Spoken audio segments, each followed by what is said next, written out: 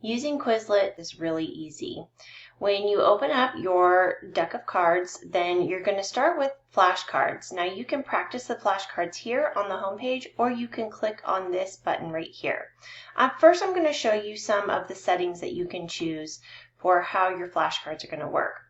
So on one side of the card, just like as if you had an index card, it's going to have one of the multiplication problems.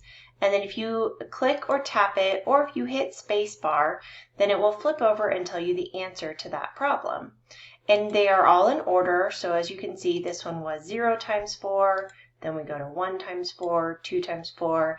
And if I click on this card, it will flip over and tell me the answer to that problem. You can also hit this button to shuffle the cards, so then they will be in different orders, so they won't be in 1, 2, 3, 4 order. So as you can see now, it's 4 times 4, 7 times 4, so they're all ordered differently. And then this little gear here will allow you to answer with the definition or the term.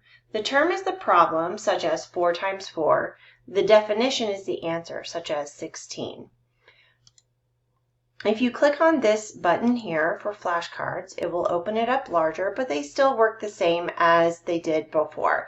If I click or tap on this card, it flips over to show me the answer, and then when I hit the arrow, then it will go to the next problem. You could also hit this play button and it will automatically cycle through the cards for you. So I'm going to hit play, and it's going to give me a second. Now it's going to show me the answer. And then it's going to flip to the new card. Give me a second to answer, and then show me the answer. So that might be easier for you to do. The other way that you can play is learn. So it's going to ask you a couple of questions. Hey there, what's your goal for this set? So you can choose to quickly study. So this will just help you to learn a few of them at a time. Or you can choose memorize it all if you want to practice all of the problems in this set. Or you can also just skip the personalization entirely and just go to the learning mode. So then you're going to also answer this question, how well do you know the material? So be honest with this answer. This will help give you the types of problems that you need in order to make yourself successful with these problems. So it's all new to me. I know some of it. I know most of it. I'm going to go with the middle selection here. I know some of it. Okay, and now they're giving me the definition. So this is the answer right here. And then I need to choose which of these matches that answer. So when I choose my selection, it gives me a little green check mark and tells me that it's correct.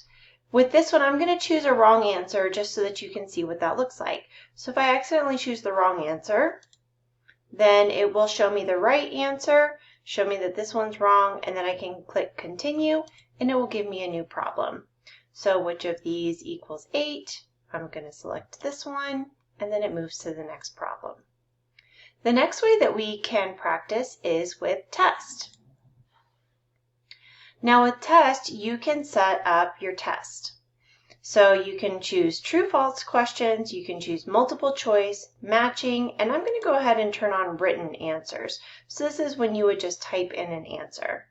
So then let's start the test. Oh, and also you can select here if you want to answer with the term or the definition or both. I'm going to go ahead and select the definition.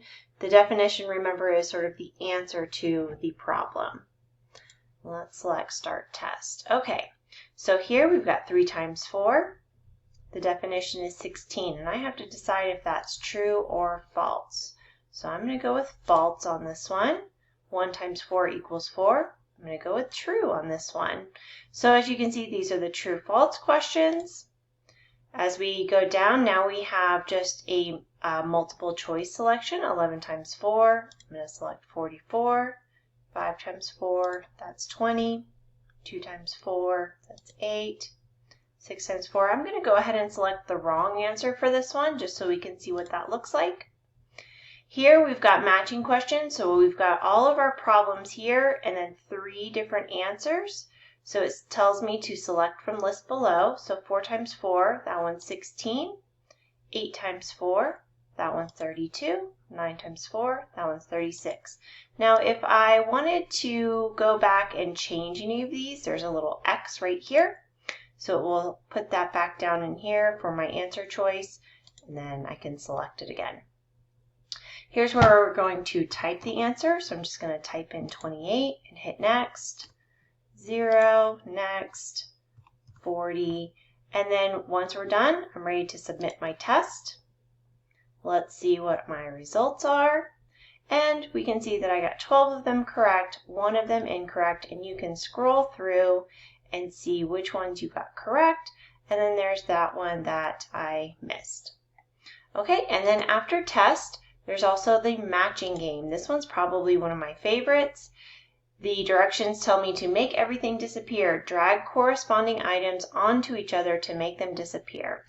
So we can see that we have answers here and we have the problems, and all of these you can click and drag and move around.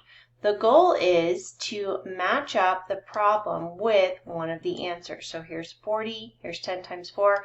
I'm just going to drag this on top, and they're both going to turn green and disappear.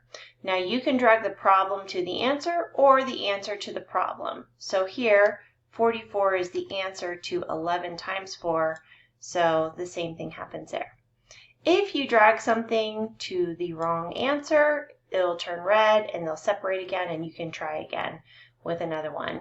There is a timer over here. Don't worry too much about that. You're not competing against anyone. You're just practicing with these multiplication facts. And so now that I've done that last problem, then I can either play again or I can go back to the set. I'm going to go back to the set. Okay, so we did all 4 of these. QChat, it is an AI, so it is a computer that you're talking to, but you can type in here. And you can ask it to quiz you. You can deepen your understanding. You can even tell me a fun fact. I don't know. I haven't done this one before. Let's see. Tell me a fun fact. So then it gives me a fun fact. Okay, so now I'm going to click on Quiz Me. So now it's going to ask me some questions, and I can just type in the answer, hit enter. Great job. And now it gives me another question.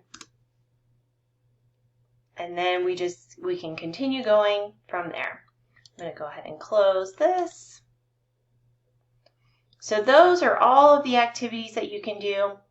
Don't worry about this because I am the teacher. I've signed into my account. These are just things that I can assign to my class. You will just have these 5 options here to practice your multiplication facts.